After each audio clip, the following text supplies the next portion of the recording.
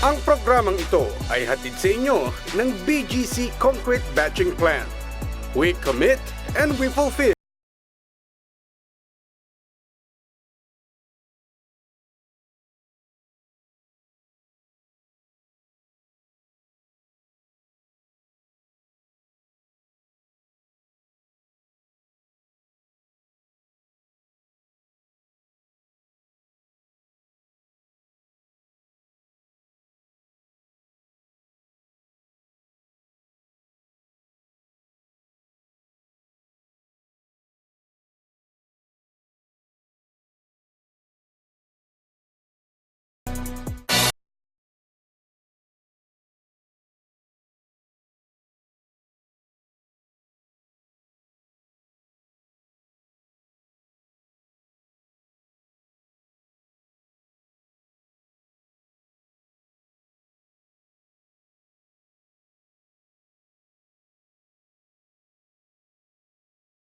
Malahalimaw na loopholes at dunks ang ibinida ng import player ng Holy Angel University Guardians na si Papi Codirende. Advantage niya raw ito sa iba pang player ng UCAAP 2018. Sa taas na 6'5", hindi nagpapaawat ang Nigerian player sa kanyang anti-turnover sa tuwing maglalaro ang team. Fourth year aeronautical engineer student si Papik sa Holy Angel University. Pagmamalaki pa ng sentro ng Team Guardians, napapagsabay-sabay niya raw ang academics at sports life. Actually, when it comes to my academics, I just base it on time management. Okay. So if I can manage my time, and I'm in a senior year now, I'm in fourth year, so I can balance my academics and my basketball life. It's all masarap together. Hindi raw matatawaran ng pagkahumaling niya sa sports, lalo na't mga kapampangan ng kanyang kalaro. Ito ang nagudyok sa kanya na makipagsabayan sa basketball court dito sa Pilipinas. Let's say basically, my influence is just the environment. And since I started playing basketball 2 years ago, I fell in love with it. Mahal kita si basketball. And I'm happy to play for Holy Angel. Baguhan sa kupunan si Papik at maging ang kanyang mga coaches.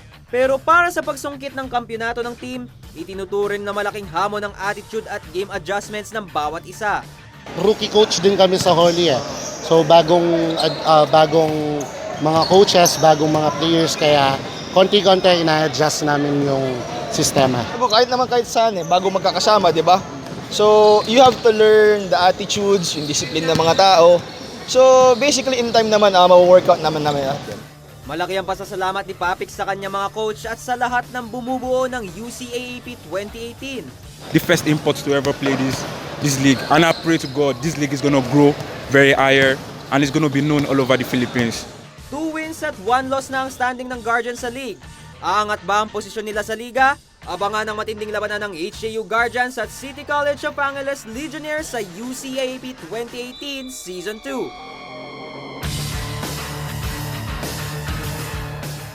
Welcome to UCAAP 2018, isang magandang back-to-back na ball game sa Senior Division at Junior Division ang ihahatid po namin ngayon sa inyo.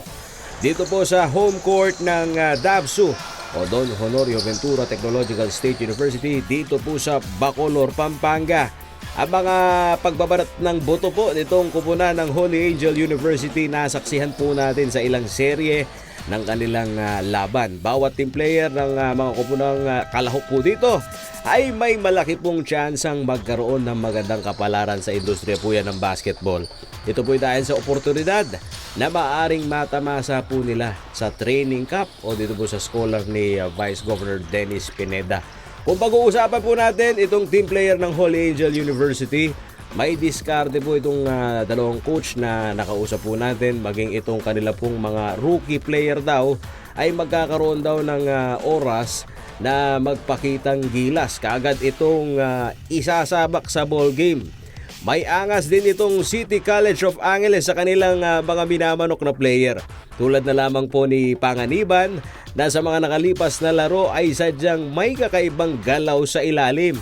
Ang pambulaga naman po na shooting guard ng CCA, tinatapatan po ng matinding depensa ng mga kalabang manlalaro sa mga nakalipas po nilang laban.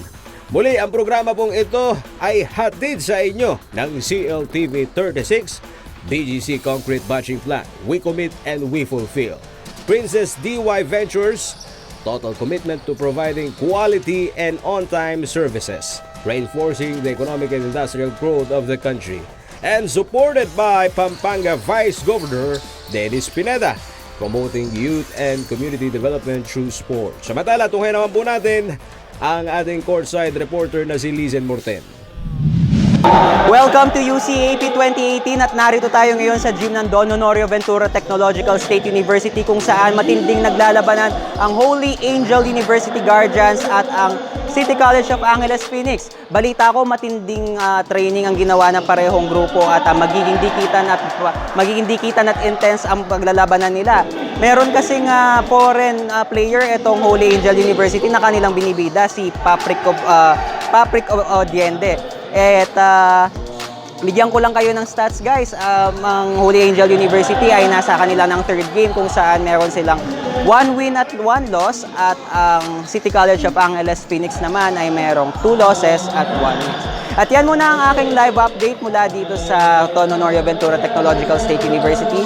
Back to studio.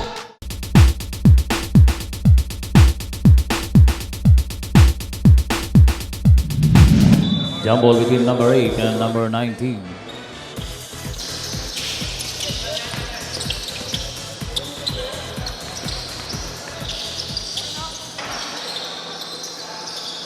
Luna, dalawa po wala.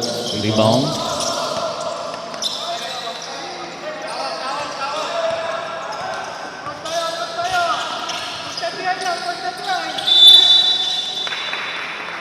Foul committed on number 8.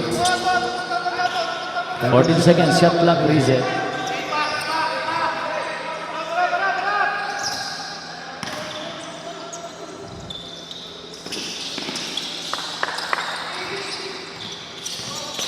Ten to shoot.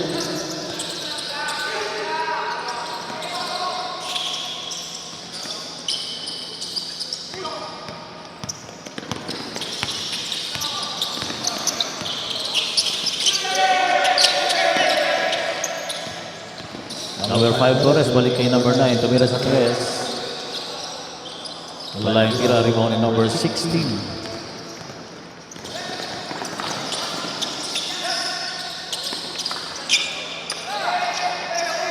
Halili.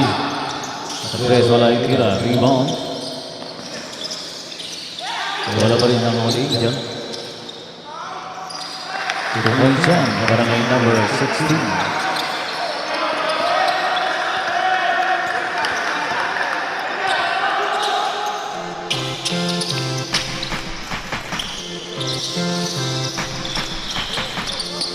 Ten to shoot. 5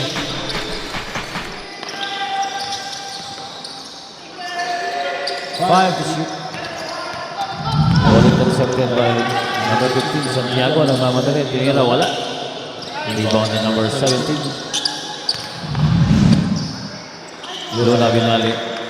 Nagaw ni number 11 yung bola.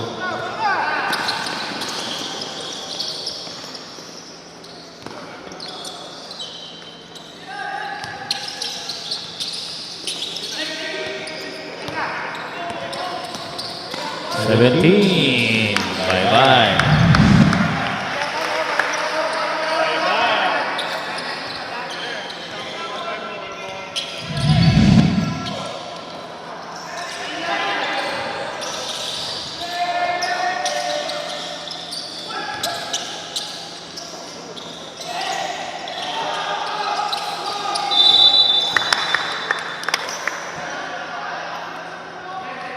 May foul committed on number 15.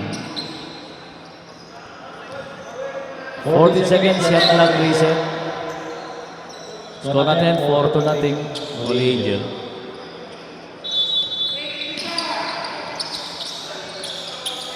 Kira na number 11 wala. Gawa ng bola. Nakuha ni number 8. Agaw ni number 5 Torres. Number 8 Bogata.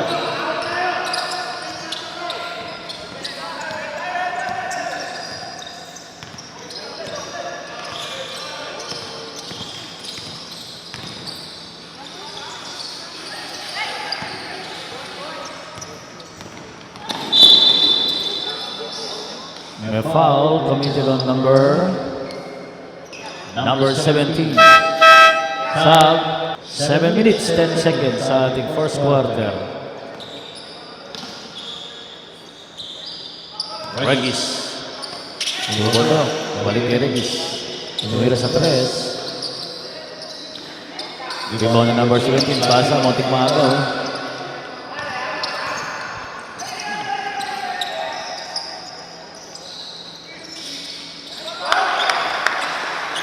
Number 18, 2 points. Number 16.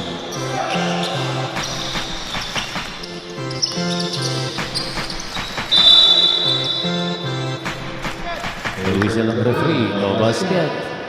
Foul committed on number 19.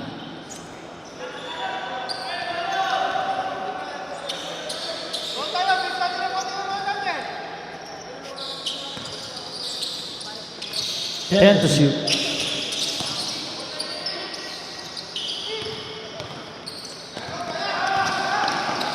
Luna, wala yung tira. Wala nga mo sa kay number 22.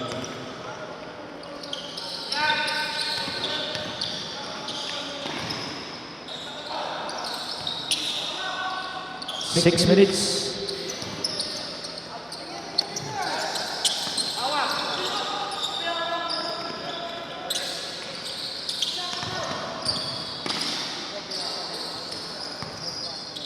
Ten to shoot.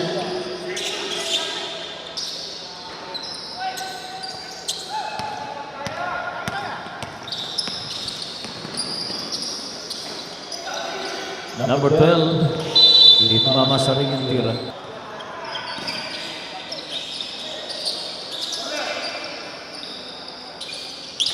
Bundok sa 3, wala yung tira.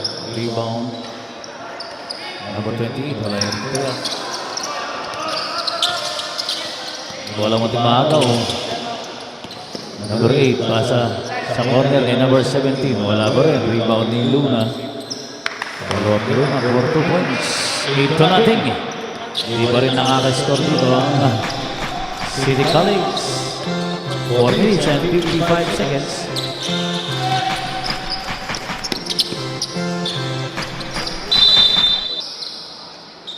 Thirteen seconds na lang nalalagay sa ating shot clock para sa City College.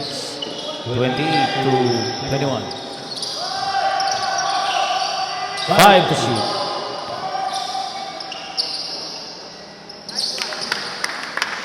Tama.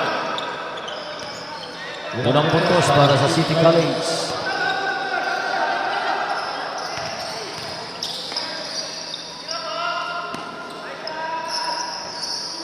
Number 10, 3 points.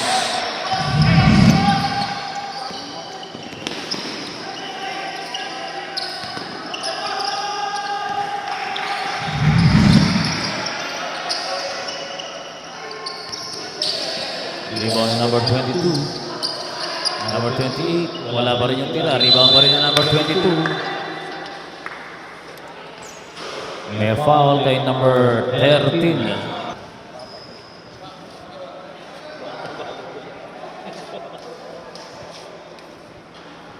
Astorga, wala yung unang tira.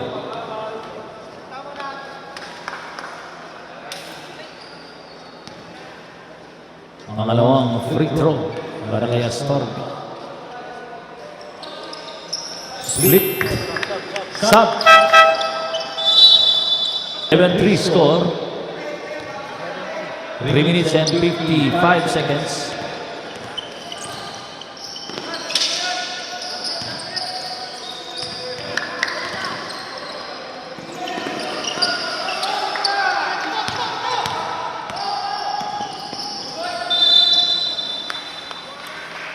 Foul committed on number 21.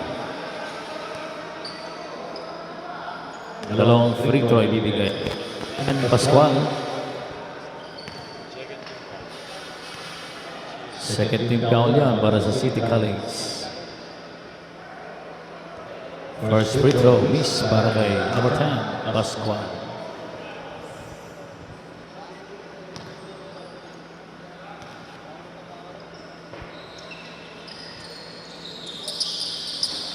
Pangalawa, miss pa rin. Rebound.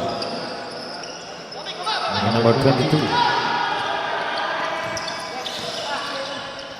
Regis.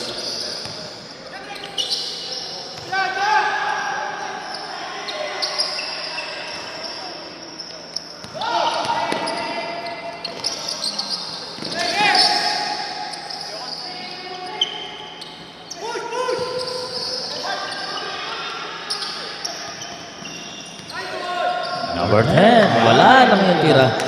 Ganda ng galaw. Hindi na pumasok yung tira.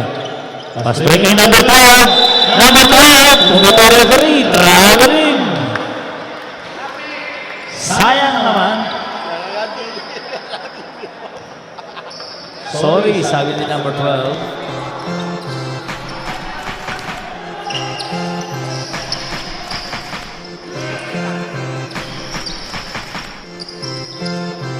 Dilaw, 40, wala. Rebound ni number 21. Pumasok, 4 points. Score natin, 11-5. 2 minutes and 33 seconds.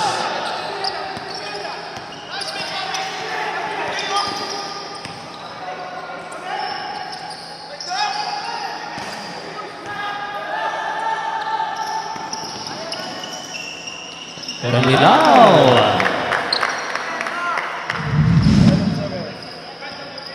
11-7.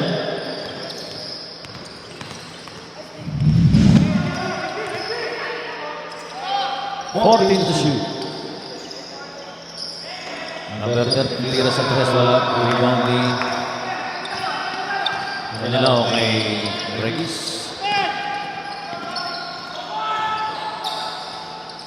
Pangaliban to 21. Lumaya, wala yung tira. Rebound ni number 10.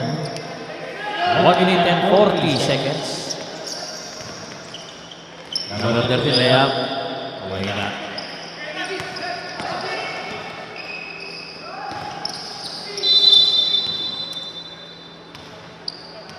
Foul. Committed on number 10. Dalawang free throw award kay Regis. 1 minute and 28 seconds natitira sa ating first quarter. Score natin 11-7. Holy Angel by 4 points. First free throw ni Regis. Miss.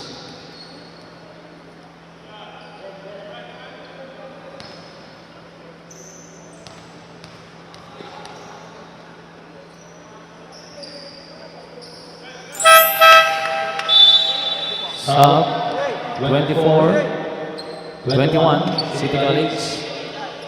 Split para kay Regis. Score natin 11-8. 1 minute and 25.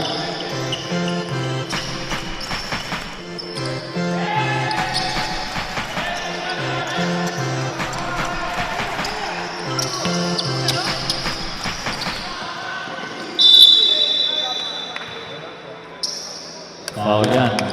Laging foul. Committed number 10. Dalawa na si number 10. Penalty. Holy Angel.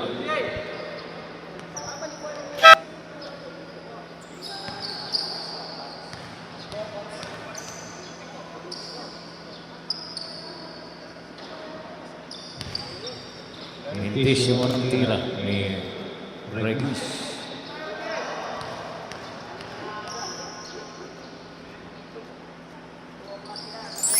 Split na naman. 11-9. 2 puntos na lang po ang kalamangan ng Holy Angel. Unti-unting nakalapit yung kapanan ng CCA.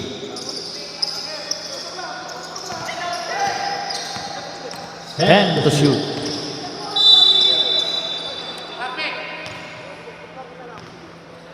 Foul on number 10.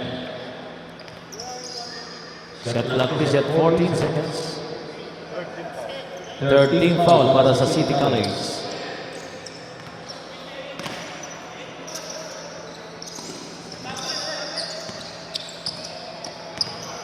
Then to shoot. 5 to shoot.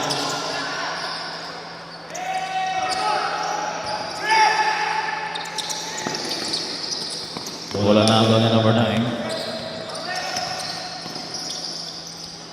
Magandang sila mo mga tigang-tira. Number 22 all alone. Deadlock tayo, 11 all, 20 seconds.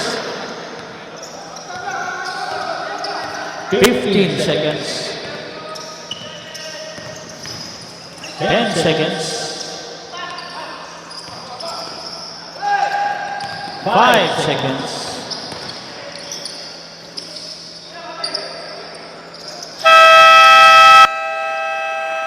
And that is the end of our first quarter.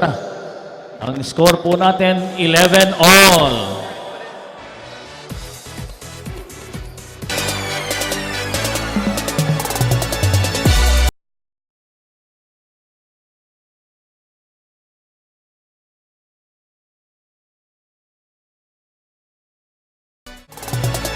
Ang programang ito ay hatid sa inyo ng BGC Concrete Batching Plant. We commit and we fulfill.